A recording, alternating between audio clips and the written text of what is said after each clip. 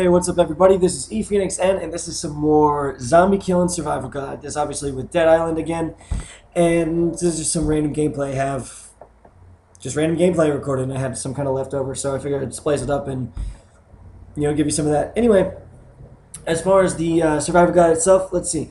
All right, starting out, there's certain things you want to pick up from the get-go. You want to kind of hoard and hold on to because you're going to want them later on, either for quests and things like that. First off, let's say this. Alcohol. Alcohol is really big. The reason why you want to pick it up is because in Act 2, you'll get a mod to make your own alcohol. It's either late Act 1 or Act 2, I don't remember. But you'll get a mod to make your own Molotov cocktails from the alcohol. But before that, early on in the game, if you complete the first quest or the only quest for Mike from the lifeguard tower, you get, if you bring in 5 alcohols, they'll make you like 3 Molotovs. And Molotovs are great. Molotovs are amazing. Early on in the game, they'll pretty much like one-shot kill a thug. And they're just great in crowds of zombies. So that's really important. Next is you want to make sure you grab water and canned food.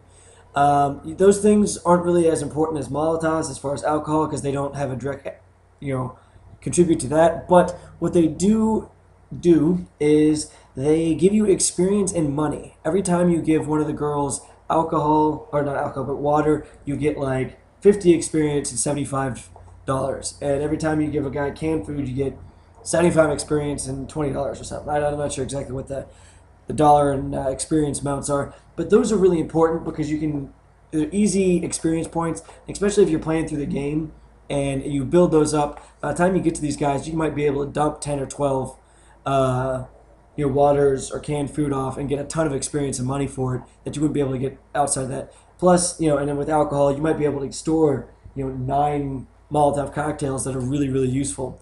Do be careful with Molotov cocktails, though, because you can injure a friend. They are not necessarily co-op friendly, and so definitely watch out for that. All right, another thing is headset. It's really good to either have a headset or turn your TV up pretty loud. Each individual zombie has a certain scream and yell type, and if you figure these out and pay attention, you can tell what's going on. Plus, you can always tell if someone's coming up behind you ready to smack you in the back of the head, which is definitely a big deal, especially if you're playing single player, but even if you're playing co-op or anything like that. And one of the big things, you can tell if a thug's around because they have this like long scream, hoarse yell for a long period of time. And then you can hear infected, the ones that like run at you, sprint at you, and come real fast at you. And those guys are important because you're going to want to hit those guys before they hit you, because sometimes once they get that first hit in, they land about 5 or 6 shots in a row, and they tend to be really difficult to deal with at times. So having a headset or a turning your TV up loud is really helpful with that. So you might want to make sure you do that. I think you'll find that useful. So one more thing on that, I would say don't sprint too often. It depends what character you are. The Chinese girl you don't necessarily need to worry about this that much because she has a lot of stamina, but sprinting can use stamina fairly easily, and if suddenly you're running around and you need to stop and fight somebody and suddenly you're down to half a stamina, you might only get 1 or 2 shots before suddenly, wow, you have no stamina left and you're sitting with a pack of zombies not being able to hit anything. So make sure you kind of pay attention to your stamina. That's one thing you need to keep an eye on. Now, stamina, sprinting is great if you're sprinting away from somebody or trying to sprint around somebody so that you don't have to, fight them or you don't have to get attacked by them. So, it can be a very good thing, so I don't want to make it sound like it's only a bad thing for sprinting. All right, and so I'm going to do one of the characters. I'm going to go with Logan. This is the first guy I played and one of my favorite characters in the game. One of the things you want to do with Logan is build up his kick.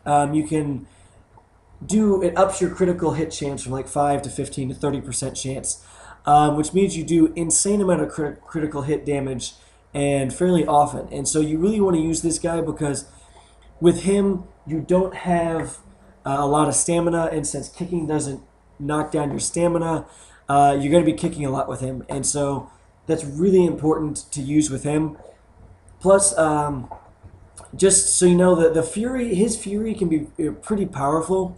And so upgrading his fury can definitely be very useful on that.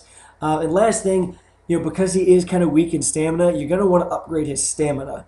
And then the only other thing that I'd say that's kind of important to upgrade is kind of the boomerang upgrade, which is the upgrade where you toss a weapon and there's a chance that it automatically comes back to your hand instead of you having to pick it up. Because every once in a while, when you toss something, a weapon will just disappear.